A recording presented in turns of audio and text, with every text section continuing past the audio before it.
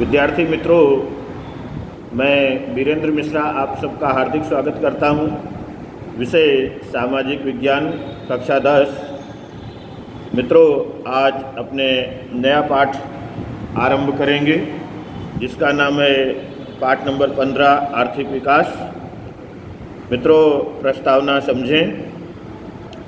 प्रत्येक व्यक्ति की हर सुबह अलग अलग होती है। कुछ लोग भौतिक सुख सुविधाओं से भरपूर जीवन व्यतीत करते हैं, परंतु विश्व की अधिकतर जनसंख्या जीवन अस्तित्व टिकाए रखने के लिए संघर्ष करती है, यानी मेहनत करती है। गरीब के रूप में पहचाने जाने वाले इन लोगों के लिए भौतिक सुख सुविधाओं या आराम कल्पना का विषय है। ऐसी परिस्थिति किस तरह उत्पन्न हुई, इस परिस्थिति से बाहर कैसे निकलें, आदि ऐसे प्रश्नों के उत्तर हैं। मित्रों, अगला पॉइंट आता है आर्थिक विकास। आज के आधुनिक युग में विश्व का प्रत्येक देश विकास के लिए प्रयत्न करता है, परंतु विकास मात्र आर्थिक ही नहीं, अनेक पक्षों वाला सामाजिक परिवर्तन की प्रक्रिया है। आर्थिक विकास ये किसी भी देश की राष्ट्रीय आय में होने वाली सतत वृद्धि को दर्शाता है। विद्यार्थी मित्रों, इसको हम इस तरह से समझें कि आर्थिक विकास अर्थात देश की राष्ट्रीय आय में सतत वृद्धि होना, देश की प्रति व्यक्ति आय में वृद्धि होना, लोगों के जीवन स्तर में सुधार होना। ये तीन बातें हैं मित्रों आर्थिक विकास के लिए। इस बात को आर्थिक विकास कहा जाता है। देश की कुल आय को राष्ट्रीय आय यानी नेशनल इनकम कहा जाता है। देश की कुल राष्ट्रीय आय को देश की कुल जनसंख्या से विभाजित यानी बांटने पर प्रति व्यक्ति आय प्राप्त होती है। बराबर, यानी राष्ट्रीय आय बटे देश की कुल आबादी। जबकि जीवन स्तर में लोगों को प्राप्त होने वाली सुविधाएं जैसे कि अनाज, कपड़ा यानी वस्त्र, शिक्षा, स्वास्थ्य, वाहन व्यवहार की सुविधा तथा आवास की सुविधा का समावेश होता है। भारत में आज़ादी के बाद राष्ट्रीय आय और प्रति व्यक्ति आय में वृद्धि होने से अनाज, कपड़ा, बिजली, शिक्षा, स्वास्थ्य, आवास आदि सेवाओं का उपयोग और सुविधाओं में वृद्धि हुई है। पहले की तुलना में उपर्युक्त आवश्यकताएं अधिक अच्छी तरह संतुष्ट होती हैं, अतः कहा जा सकता है कि भारत में आर्थिक विकास हो रहा है। मित्रों, ये आसमानी रंग में जो लिखा है इसको देख लें। भारत की राष्ट्रीय आय। भारत की राष्ट्रीय आय जीडीपी 2011-12 में 2015-16 के भाव से 87,36,039 करोड़ रुपए थी, जो बढ़कर 2015-16 में 1,35,67,192 करोड़ रुपए हो गई थी। मित्रों, अगला पॉइंट देखें, आर्थिक वृद्धि और आर्थिक विकास के बीच अंतर। तो सामान्य रूप से आर्थिक वृद्धि और आर्थिक विकास दोनों शब्द वृद्धि दर्शाते हैं, परंतु दोनों के बीच कुछ अंतर पाया जाता है जो निम्न अनुसार है। मित्रों, पहला देखें, विकास की प्रक्रिया के आधार पर आर्थिक विकास गुणात्मक और आर्थिक वृद्धि परिमाणात्मक है। मित्रों, इन दो शब्दों को बराबर याद रखना। आर्थिक विकास गुणात्मक होता है और आर्थिक वृद्धि जो होता है वो परिणामवाचक होता है। आर्थिक विकास ये प्रथम अवस्था है, जबकि आर्थिक वृद्धि आर्थिक विकास के बाद की अवस्था है। दूसरा है मित्रों, अर्थतंत्र में होने वाले परिवर्तन के आधार पर। अर्थतंत्र में होने वाले नए संशोधनों के आधार पर उत्पादन में होने वाली वृद्धि आर्थिक विकास है। जैसे कृषि क्षेत्रों में गेहूं, धान जैसी फसलों में नए बीजों की खोज होने पर उत्पादन में अनेक गुना वृद्धि हुई। ये बात आर्थिक विकास दर्शाती है। दूसरी तरफ जोत जमीन में वृद्धि होने से उत्पादन में वृद्धि हो तो उसे आर्थिक वृद्धि कहते हैं। मित्रों, तीसरा है विकसित और विकासशील देशों के संदर्भ में।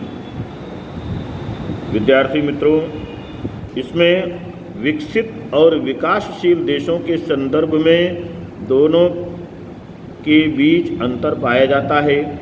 विकसित देशों की राष्ट्रीय आय में वृद्धि आर्थिक वृद्धि कहलाती है, जबकि विकासशील देशों की राष्ट्रीय आय में वृद्धि आर्थिक विकास कहलाता है। विद्यार्थी मित्रों, इतनी चर्चा करने के पश्चात अब हम ये देखें कि विकासशील अर्थतंत्र के लक्षण क्या हैं। ये मुद्दा जो है मित्रों, ये प्रश्न 3-4 नंबर के लिए बहुत महत्वपूर्ण है। ये लंबे प्रश्न में भी आ सकता है, इसलिए इन मुद्दों को ध्यान से पढ़ने की आवश्यकता है।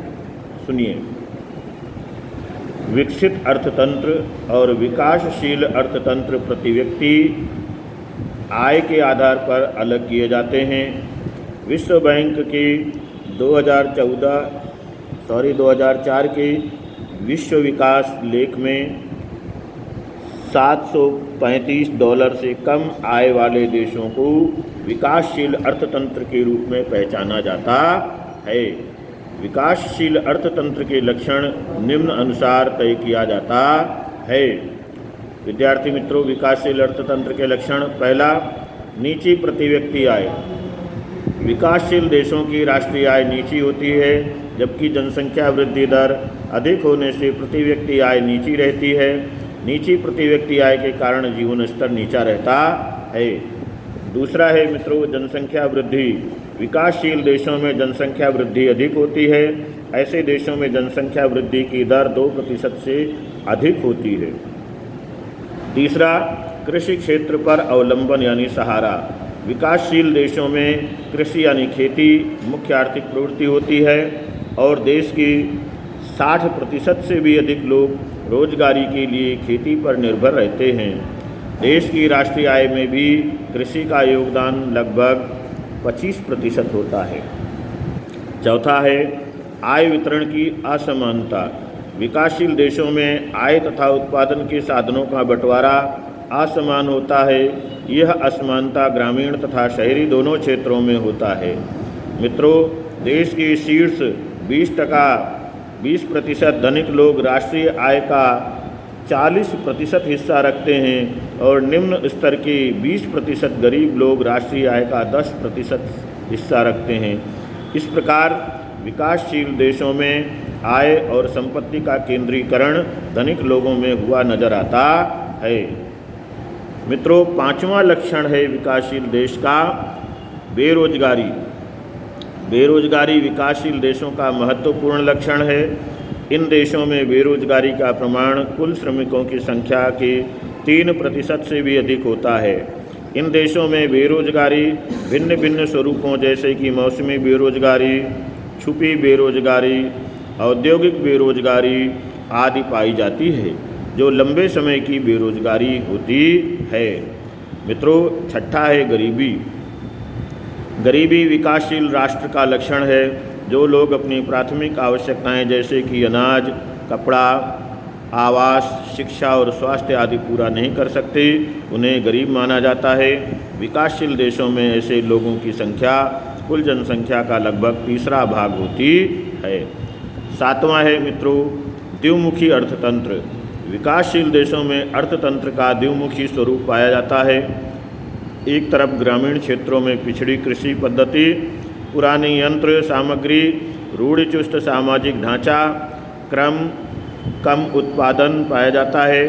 दूसरी तरफ शहरों क्षेत्र में आधुनिक उद्योग, नई उत्पादन पद्धति, आधुनिक यंत्र तथा वैभवी जीवन शैली भी पाई जाती है।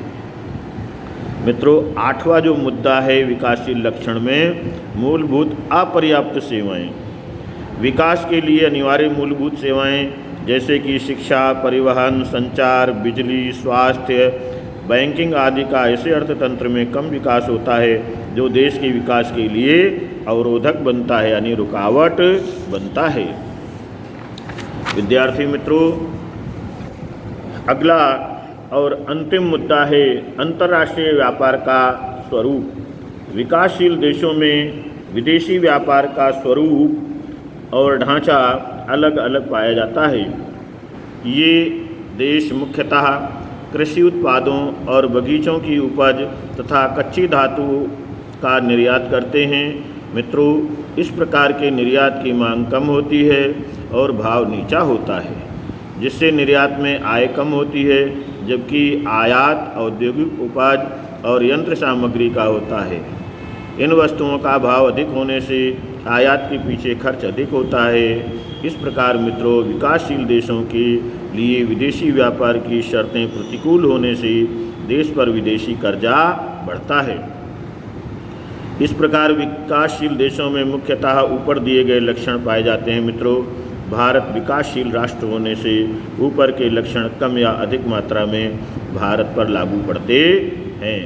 विद्यार्थी मित्रों, यदि आपको ये वीडियो पसंद आया हो तो इसे लाइक कीजिए, शेयर कीजिए और चैनल को सब्सक्राइब ना किया हो तो सब्सक्राइब कीजिए। शेष अगले वीडियो में मित्रों, धन्यवाद।